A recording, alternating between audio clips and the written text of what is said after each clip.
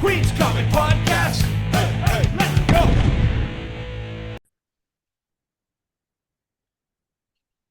Hey, I'm Billy Bombs, and this is Queen's Comic Podcast.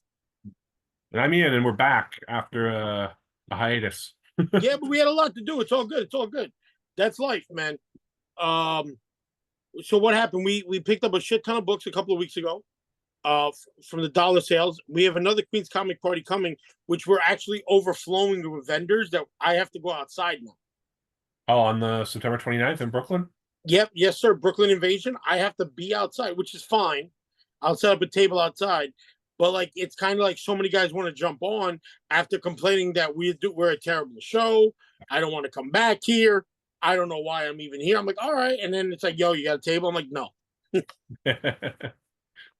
You know, and that's how people are. They get on your nerves, man. And we got a lot of new stuff coming up that we can't announce yet for another week. Right. And I actually just came back from Koch's Comics. You were lucky enough not to go. You know what? I watched Pop Puss's video last night, and I saw that he left empty-handed after they pulled a bit of a bait and switch on him. Mm-hmm. Charging $5 for stuff out of the dollar bin aisle, and then jacking prices on him and stuff. I don't blame him. I don't blame him at all.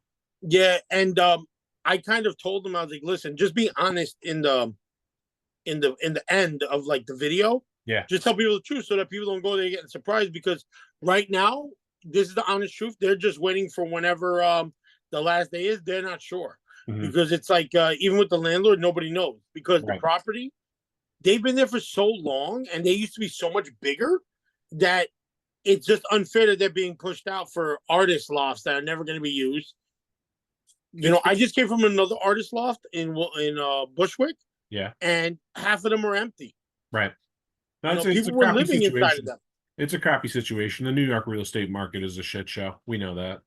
Yeah, it's just they're making up numbers and they think stuff works out. I'm like, dog, there's nothing going on here, buddy. Yeah. But did you pick up anything over the weekend other than my stuff? Your stuff's in a pile over there. I got some stuff over the last couple of weeks, so I got a big pile. So you go, because I got a very small pile. I'll start with this. Very nice. Yeah, got that from Lone Wolf when he was set up in the Bronx the other day when I went to pick up your books. I got this from him. It's a gorgeous, almost 300 pages of Dave Stevens art, biographical information. A lot of stuff I've seen, but probably more stuff that I haven't seen. Tons of sketches, figure model stuff, paintings, in addition to all like the covers and stuff that we all know and love. So yeah, very happy to get this. Is that like a rare book to find? It's out of print. I know that. I know. I still got to find that one book you had. Which one? What is it called? Brush with Passion. That one. That one's called Brush with Passion. Yeah. The one where your friend did all the covers for Erie and all that stuff. One that my friend did the covers for Erie. Where he made a book of all the covers. Oh, the Erie publication stuff. Yeah. Yeah. Sorry, I thought you meant the Warren Erie series. No, yeah, Mike Howlett's Erie Publications book. Definitely want to track that down if you can. That I think is out of print too. How much do you love Warren posters? They're pretty cool. You want a collection? I don't have wall space. No. I'll put them in my basement one day when you need it. They'll be here. Maybe. Yeah, I made a deal to get a collection of them. One for me. One was for Pop Fuzz if he wanted to, but he's like not sure. And I was like, I definitely was gonna get a third set for you, but it'll just be me and you. Yeah. Yeah, because they're all from the Warren store, and Retro Go-Go does their own version of it. Mm-hmm. But the original ones are much nicer. I bet. Yeah, probably better printing quality. Yeah, I'll let you know how much it costs. I'll buy it wholesale, but it'll be great. All right. This was the Dollar Bin Store. The second printing of the first issue of Power Comics from 1977. Oh, that's awesome. Yeah, and what's interesting about this, in addition to having a bunch of artwork by William Messner Loebs, it has this story in the back called A Boy and His Aardvark, which is illustrated by Dave Sim, who a short time later would create Cerebus the Aardvark. Oh, so that's the prototype for Cerebus? It's not really a prototype. It's just kind of like a weird little 6-page comedy story. But it's interesting that Dave Sim drew an aardvark before he did that, obviously groundbreaking independent run. Definitely. Picked up issue 4 of San Francisco Comic Book, which has some nice Spain Rodriguez art and some Robert Crumb art. How many issues are San Francisco comic books? Because I have 2 of them. There's not a lot. I think there's like 5 or 6. 5 or 6. I write down a lot of stuff to look up for me and you. Yeah. I don't know everything. I have 4 issues of that run. I think I'm missing 2, so I'm pretty sure there's 6. Midtown, a new issue from Midtown, latest issue of Epitaphs from the Abyss. I got that today as well. It's the best one so far. Yeah. I was pretty happy with this one, actually. It's a good mix of stories. And then also from Midtown, because they had a sale on this weekend, I got the foil cover variant of the first one. I got one of the foils. I don't know if I got that one or another one, but that's awesome. Yeah. I like the space ones. That's why. The space one's cool. Yeah, but $3 basically after the sale price. That's excellent. Yeah. The new issue of the Hulk, one of the few Marvel books that I'm still buying. Who's writing this one? Philip Kennedy Johnson. Oh yeah, he's great. It's good. It's good. It also took me literally 6 minutes to read. Marvel. Real quick before you get started, did you know I might be getting? Is there another person with 3-word name that works at? Is it Daniel Warren Johnson or Daniel something? Daniel Warren Johnson isn't he the guy who's doing Transformers for Image? Yeah, but is he the guy that everybody goes nuts for? Yeah. He's the guy who everybody goes nuts for sketches for Star Wars. Oh, possibly. I don't know. I'm not a huge Star Wars guy, so. Oh, it's not that. It's just that he does these little pamphlet books that are pay what you get at New York Comic Con, whatever. I don't think he's coming to this one because I didn't see him on the list. Okay. But they're pay what you want, and what he does is he does a short story of minor characters, and they're beautifully written. And the guys and the folks at Cosmic Comics told me about it. It's amazing. Okay, I'll have to look for that. Yeah, but that guy is the guy who wrote the like Savage Superman books, where Superman's like on War Worlds. Okay. Yeah, I have a couple of signed books from him. That's why I was getting confused because that 3-word name with Johnson. Got it. Another new issue, the first issue of Lilith, a new series from Vault, written and illustrated by Corin Howell. It's pretty good. I thought it was going to be a Vampirella knockoff based on the cover, but it's not. It's doing its own thing. It's about a demon who works as like a fashion model who likes to eat people. Cool. Crow Razor tour book. Nice. Yep. Kind of a cool painted cover there. A few more dollar bin scores. I got some Frazetta variant covers from the current Death Dealer series from Opus. Nice. That one has a sticker strategically placed to keep it YouTube friendly. Is this all from like the outlet?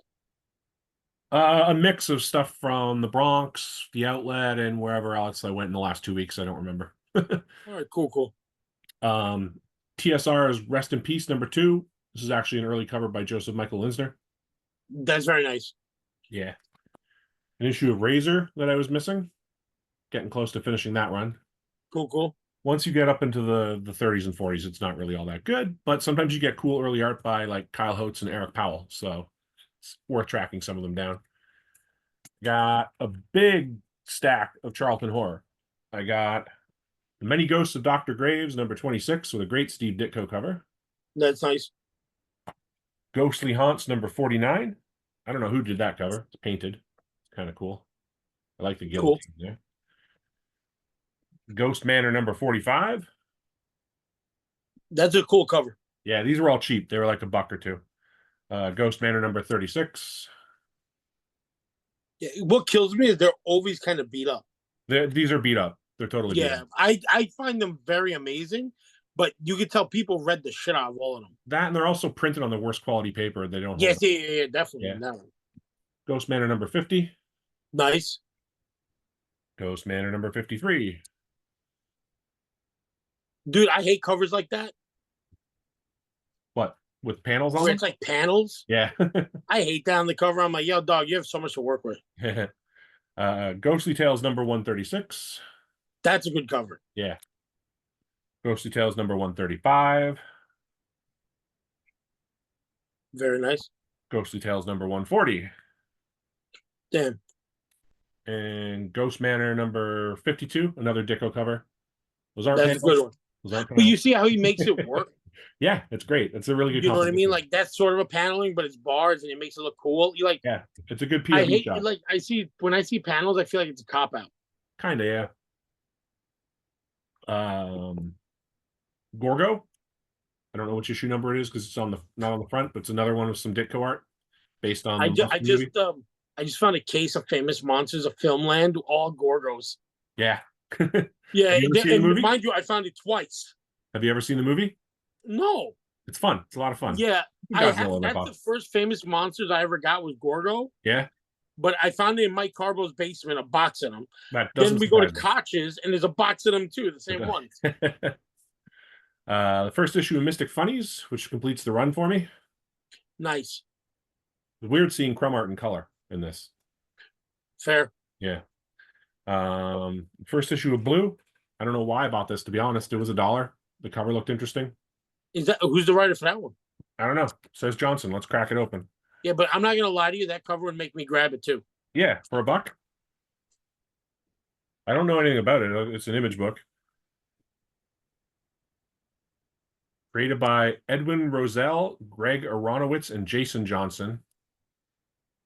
With art by Jason Johnson? Yeah. I'm not really familiar with these guys. No, neither is anybody in the comic industry. Yeah. But that's still cool. Freebie for Batman Day. I got that one too. Yep. Geiger 80-page special. Cool. I like those books. Yeah, first appearance of a bunch of characters. I figured it was $2. I'll pick it up. Yeah. A cool old Dell, Uncle Scrooge #7 with some great Carl Barks stories in it. I'll be stealing that from you soon, son. And then from one extreme to the other, the second issue of Hardboiled by Frank Miller and Jeff Harrow. Those are great. He's going to be at New York Comic Con this year. I know. I'm excited about that. Him and Jeff Lemire are both going to be there. So there's actually some people on the list I really want to talk to. I didn't see Jeff Lemire on last night's list. I got my you want to finish your book, then we'll start talking about New York Comic Con. It's coming up. Okay. A Golden Age Charlton sci-fi, Space War. That's great. Yeah, it's in pretty decent shape. Mm-hmm. Ghost Castle #3, some Bronze Age DC horror. Yeah, but look how nice that fucking heading is. Yeah, great typography on this one. Yeah, totally. What a great damn. The 70s was great. Yeah. Purgatory Goddess Rising #1.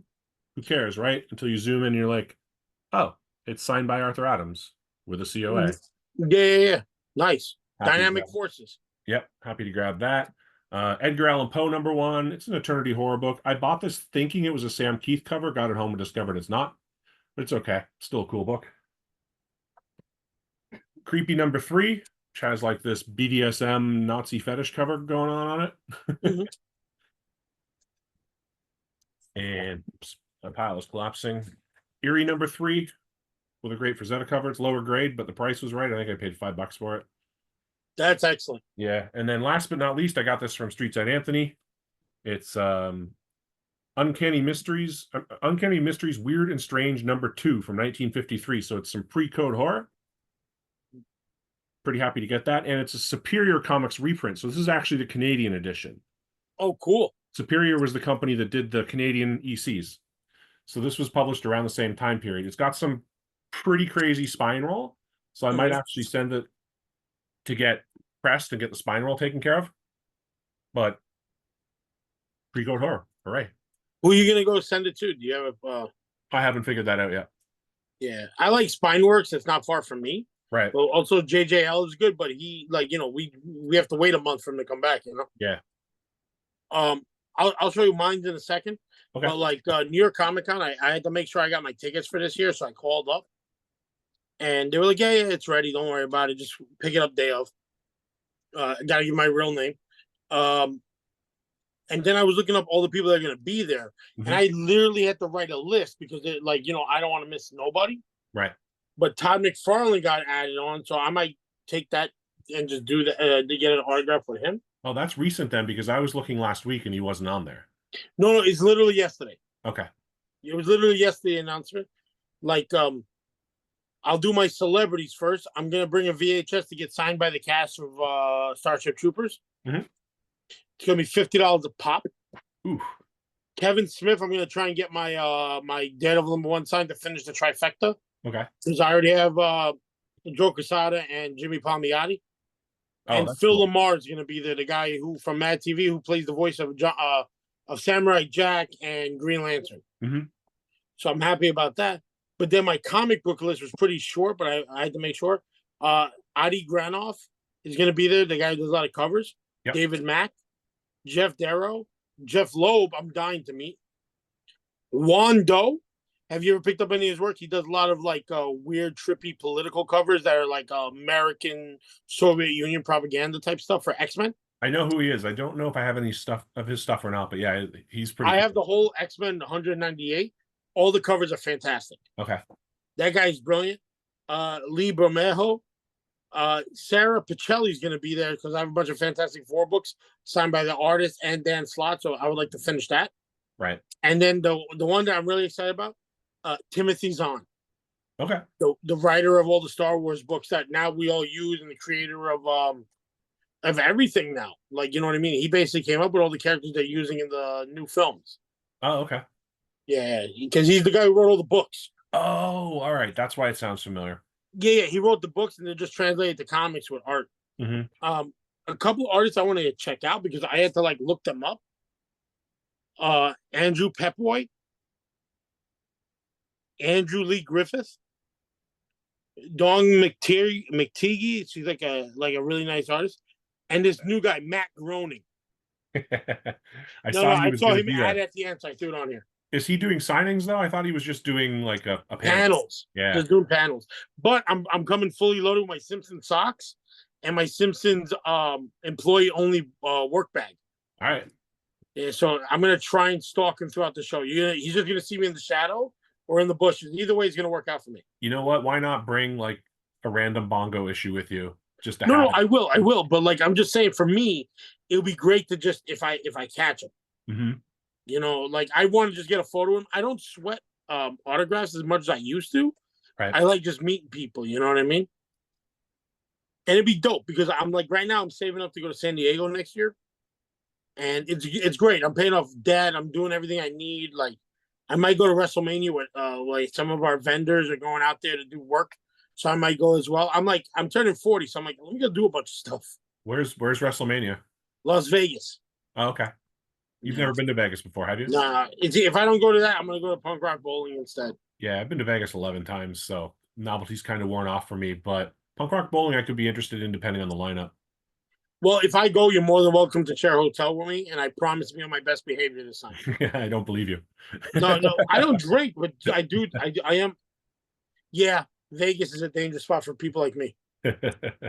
But like for me, I want to go to Circus, and I want to check out the Pinball Museum and the Neon Museum. I've never been to the Neon. See, most of the time I was in Vegas was for work, so I didn't have a lot of time to see the sights and stuff. I've done some sightseeing there. When my wife and I drove from Portland to New York when I moved to here, Allison and I stopped in Vegas for a night, and I had been prior to that and stayed at the Luxor. I saw the Pogues play there. So that's awesome. Yeah, I've had some fun in Vegas, but I've not really got to do any of the museum stuff, which I think would be pretty cool. The Neon Museum in particular, I think looks awesome. There was 4 museums I wrote down I want to go to, and one of them is the Neon Museum, no matter what. Right. No, the other is the Mob Museum. They're all next to where the Punk Rock Bowling is. Yeah, by the old. So strip. even if I stay in that hotel, it'd be good to have somebody to go with because I don't want to. In all honesty, it's a lot of older bands that I would like to see before they're gone. Yeah.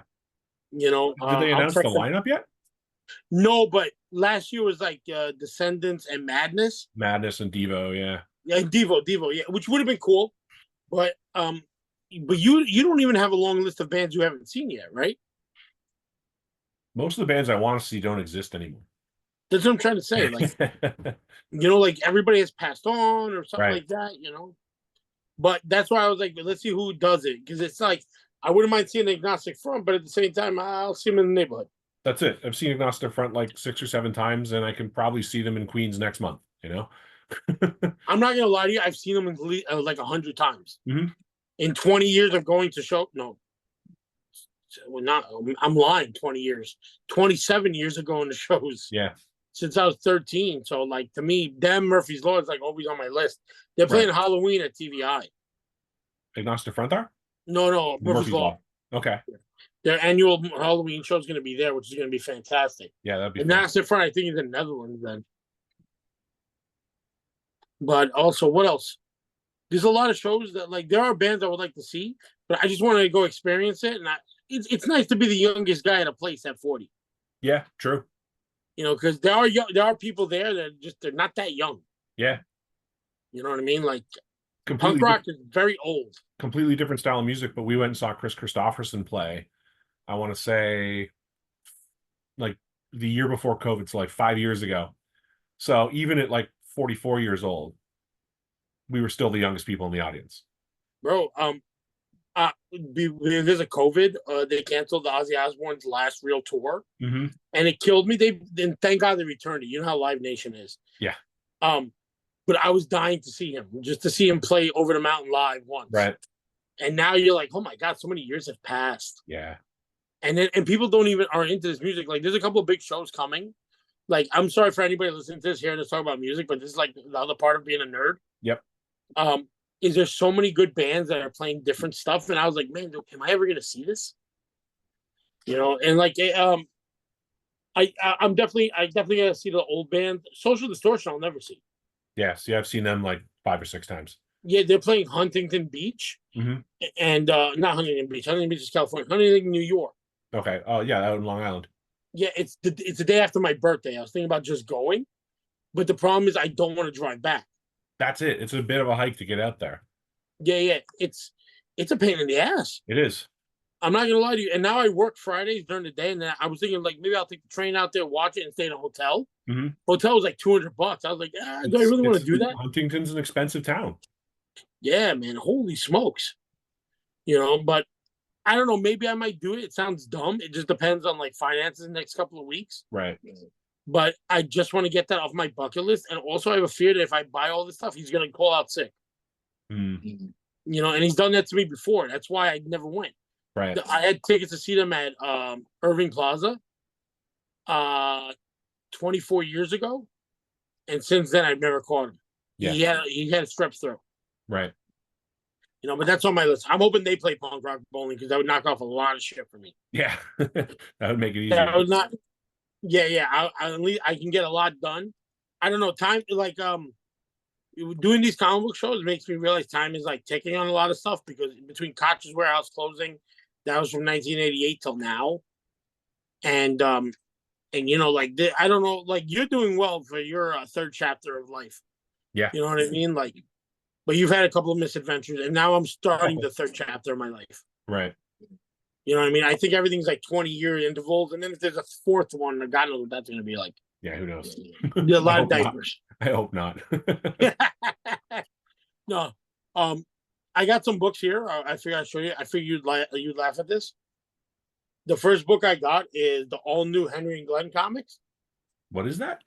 Henry and Glenn. Oh, okay. Yeah, that came out last week, didn't it? Yeah, and it says my favorite. They're making comics about us again, and it says psychiatric help 5 cents. The doctor's a liar because it's got it, dude. The way they make fun of stuff. There's like a little tribute to Lenny. There's some Sluggo stuff in here. I need to get that. Yeah, $7. There's literally Nancy in here as one of the characters.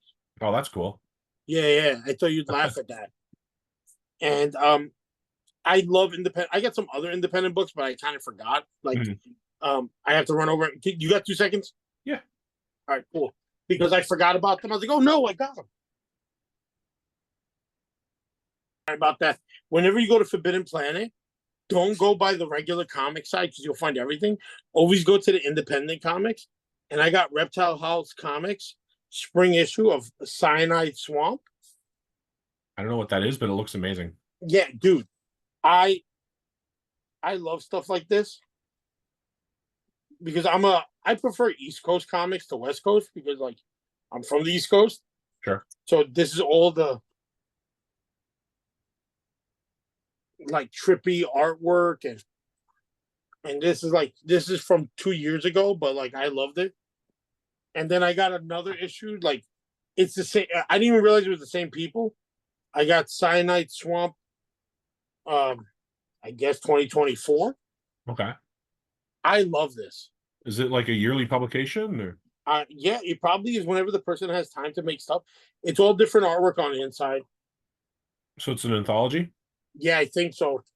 I gotta like look them up and get into them. It's a Christian Santiago does the covers. Yeah, this is 2024. Okay. Yeah, get a chance to, and this is like some kind of gold leaf mixed in the cover. Oh yeah, cool. Yeah, and I just thought this was incredible. But I'm all out of magazine bags and boards. So I gotta wait. Yeah. You know, all of us are. We're getting bags and boards from Pop Fuzz, but God knows when. So here, let me go through the. He's waiting for a palette. You know. Right. Um. The new Scotty Young variant of Spider-Man Red and Black. Mm-hmm. I thought this was cool. Like, I'm not a huge Scotty Young fan because, like, and it's not because of him; it's because of his fans. I've said before, I think he's a really good writer. I just don't care for his art all that much. I love it. It's just I don't like the people that are into it. They're a little too hardcore about it. Mm-hmm.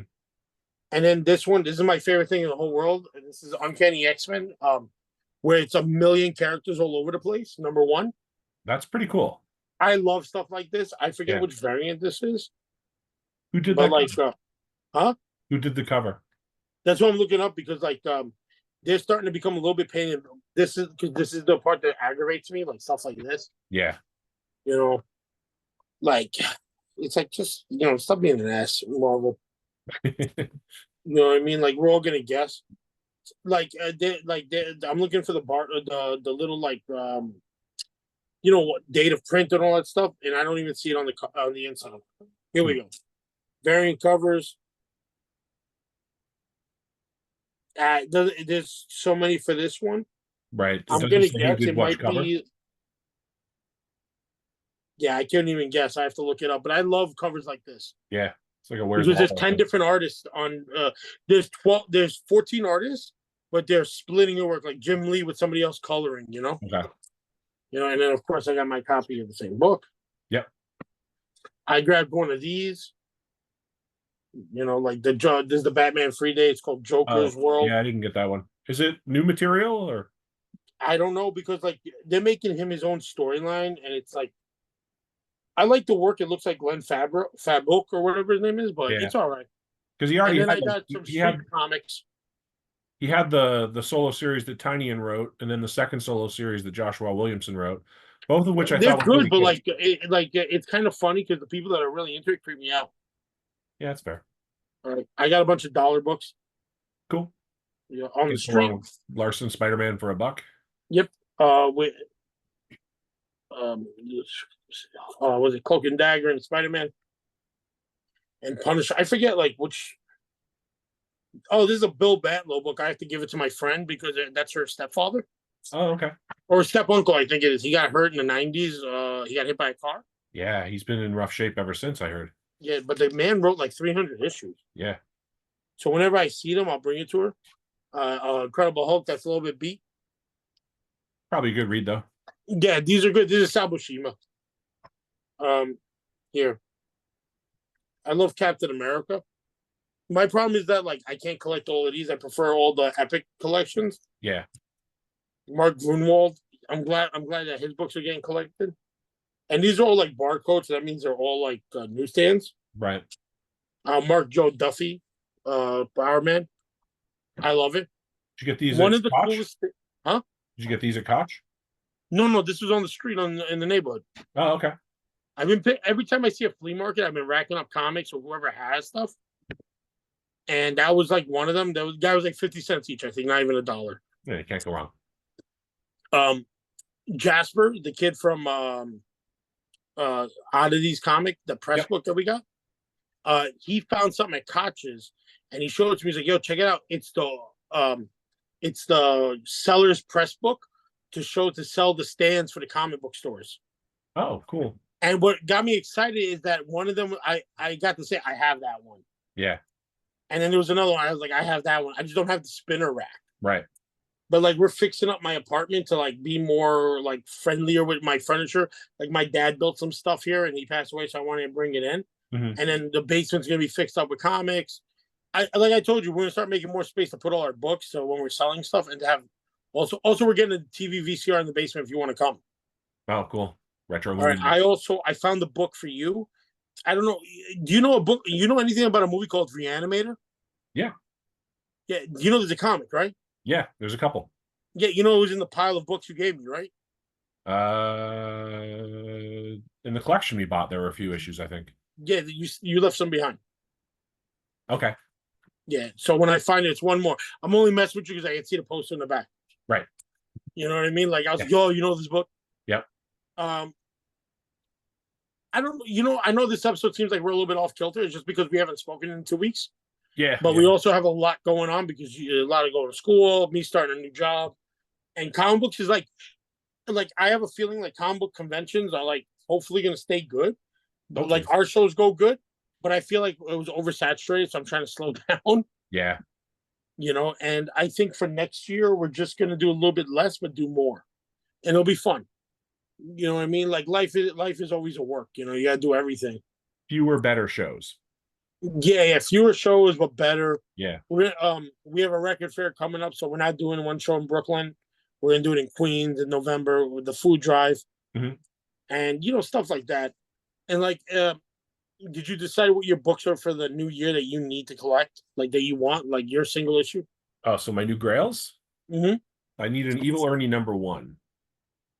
That's a dope one. Yeah, now that I have the House of Secrets 92, I want an Evil Ernie #1. And maybe a first printing of Fantagor #1. That's nice. Yeah, those are hard to come by. So those are probably my two bigger ones. A Fantastic 448 would be nice. Yeah, I'll fight you for that one. I like it. Yeah, you know what the funny part is? I like picking up books and all that stuff, but sometimes you end up competing with people for certain things. It's true. And I don't want to be that guy. So like I'm trying to focus on 48, 49 of Fantastic Four. Because like now I'm kind of I make enough money to be able to get one. I had them back in my 20s, but I had to sell them. Yeah. The most I had all the Inhumans first appearances. Yeah. I had everything, but I sold them. I had I even had a first Loki. And I didn't realize I had it, but I sold it for good money back then. But it wasn't like Loki. This is way before the films came out. Right. That's it. So if I'd have held on to the stuff I sold back before the MCU was a thing, I would have made way more money than I did when I sold them at the time. Yeah, of course. I told you one guy tried to rob me in the bank when he was paying me for the first Black Bolt, and I was like, "Yo, dog," I was like, good for you, but I'm not that guy. Yeah. I don't have the first Black Bolt. I do have the first Inhumans. I don't have the first Black Bolt. I have the first Agatha, which you would think would be like right now, but no one seems to care. Yeah, no, the actress is phenomenal, but everybody hates that show, and I was like, why? I watched the first episode. I thought it was okay. Did you watch the first Penguin yet? Not yet. That one I'm gonna watch. I might just wait till there's a few episodes in. That's it. Binge it. Yeah, I'm just a little bit upset. Sean Popfuzz found the first Silver Age Penguin. Oh yeah. And they sold it in the store for a few $100. Not him, but at the library. Okay. There's all Silver Age books. Like he went through them and priced them out. But I was like, damn it, if I knew, I would have grabbed it. But I don't really need you don't really need stuff like Silver Age versions of Penguin and all them. Right. Here's the thing. Like, that's the only thing that annoys me is like I understand it's the Golden Age and the Silver Age, but the first appearance is the Golden Age. Exactly. Yeah. You know what I mean? Like no matter what I got, I'm just who am I lying to? Yeah. You know what I mean? Who am I lying to myself? Carl just found me the first that Elvis cover from Dave Stevens. Oh, you got one? Yeah, he's gonna bring it to the show. We're gonna figure it out, or if he gets here by then. Comic books is dope, but like I'm just trying to figure out what's left. Yeah. For me, it's definitely gonna be a Jack Kirby signed book with PSA with that CGC label. I seen people want $600 for like New Gods #1. So I might end up doing stuff like that, but like let's see. I have a feeling if I looked at my comics, I'll find a Jack Kirby signature. I know people who've pulled them out of dollar bins. Yeah, because they're out there because they signed so many. Yeah. But then people are like, oh, don't get them graded because it ruins the market. I'm like, screw the market. Right. Well, a lot of them are signed on the inside cover, so people don't always see the signatures. Yeah, like that John Byrne book. Yeah. That was like great for me, man. I was happy as hell to get that. But like, let's see, like, I guarantee you there's going to be one day we're going to have to start opening up books. Yeah. We're going to have to start opening books we buy and figure it out. Like, I got that feeling. Like, I have a George Perez book coming, like, signed that JJL got me, so I'm excited about that. Okay, that's cool. Yeah, he said it should be here by the time for the convention. Okay. But let's see. Like, it's going to be dope. I'm like a little kid about this. I'm like, all right. But like, Grail-wise, I don't know, man. I feel like we were chasing. We got 3 minutes. Yeah. All right. Well, let's wrap it up. I feel like we kind of saturated the market chasing after stuff, and like we kind of like to the point when you're like, I'm desensitized by comics. Yeah, that's it. I was just telling my wife the other day, I'm going to go through the PC and purge probably half of it. Cool. So let's end it on that note. This is the Queen's Comic Podcast. I'm Billy Bombs. I'm Ian. We'll see you next time. Bye.